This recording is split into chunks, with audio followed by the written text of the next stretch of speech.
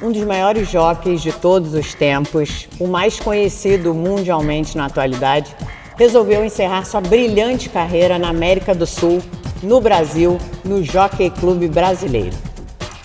Eleito 3 vezes o melhor jockey do mundo, mais de 340 vitórias de Grupo 1, 23 vitórias nos British Classics, ganhou 6 vezes o Arco do Triunfo, 15 vitórias em provas da Breeders' Cup, ganhou 6 vezes o Irish Champion Stakes, 3 vezes a Japan Cup e 4 vezes a Dubai World Cup. Questo è Frankie Dettori. It's an honor to welcome you here at the hipódromo da Gávea. Frank, after such an extraordinary and historic career, you announced your retirement. What emotions are going through your mind in this final moment as a professional jockey? I don't know how we're going to feel on Sunday, but, it's my last day. I will feel emotional, but, I mentally prepare myself to the next chapter, It's going to be difficult. I'm not going to lie. I'm going to miss it. But I'm 55 and I got an opportunity to have another career after jockey. So I will be feeling emotional. I'll be honest. You have won the greatest race in the world and ridden at the most important race courses in Europe, in the United States. When you look back, which achievement best represents your journey? That's a good question. I would say in '96 when I won every race. 7 races on the card. I think that is my best achievement. Of course, A magical moment. 30 years this year. Yes, I would say that is my best achievement. But, also I rode in 30 different countries and I won races everywhere. So it's been a lot of achievement. But that one is my most important. Throughout your career, you have ridden legendary horses. In your opinion, what truly makes a horse special? Obviously, horses got to have ability, but they also got to have a strong character to become champions.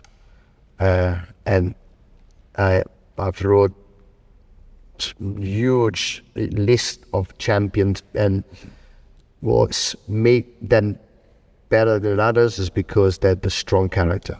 What do you think separates a good jockey from an extraordinary one? A lot of things. Obviously, I say the most important thing is you got to have the ability to understand the horse, to gel together. And then once you have that gel with the horse, then the jockey can make the difference, because when you ask a command to the horse to do something, because he trusts you, he responds. So if I ask him to slow down and he trusts me, he slows down. If I ask him to go a little bit faster. So I think that's the most important, to really gel with the horse, because he's a living animal. It's not a car, and you can't press the brakes. So I think that's the most important. Sensibility, technique you can learn, strategy you learn, because everybody's different. But I think the most important is to gel with the horse. You compete at the highest level for decades, going through physical, technical, and have technological changes in racing. What was the biggest challenge in staying competitive for so long? Sure. The challenge is always there. I think to me, I always like to push myself, to challenge myself in different places. I'm a person who gets bored really quickly. My wife tells me I have no patience. It's true. That's why I always have to move to keep my mind fresh and with new challenge. And that's, I guess, that's the secret why I've lasted this long, because I kind of challenged myself for so many years. After building most your career in Europe, you decide to spend an important chapter in the United States. What did that experience represent for you? It was my mistake. When I retired in England, it was too early. And so I wanted to carry on. So I moved to America. I loved it. A new challenge. New challenge. I loved it. I did California, Florida, New York, Virginia, West Virginia, Pennsylvania, Canada. He's been exploring new tracks, riding with different jockeys, and it was Different styles. Different styles, and I enjoyed it because it was a challenge. Usually, it's the Americans that come to other countries, but for me to go to America was very unique, I guess. So it was scary, but it was also exciting. You could have ended your career anywhere in the world, but you chose South America and now Brazil. Why is it important for you to close this chapter here? I promise for 20 years, Jockey Club all over South America. Oh, you got to come to South America. But your summer racing now is usually the time that I have time with my family. Christmas, New Year, my birthday. So I always say no. But then I promise before I retired, I will come. And I have retired in November, but I've promised I'll come and and I'm very happy to be here. Great. Even if a short experience here, what is your impression of the South America racing and the tracks? The passion, very strong. Yes. You got some beautiful tracks. Gávea in the back. Thank you. I came here when I was a teenager for the Carnival. And I remember going to the Corcovado and I looked down to Gávea and thought, wow, such a beautiful track. And here I am. I will be racing Sunday. And finally. we are very happy. Yes. The world record holder for wins among jockeys is the Brazilian Jorge Ricardo. You have met many times at international events and have always shown great respect for each other. What kind of admiration do you have for a professional with such a long and successful career? We're talking about... Jorge Ricardo. Yes. I think he's crazy. He's 62. Yes, 62. 13,000 plus winners. I don't know. The guy is a machine. A machine. A machine.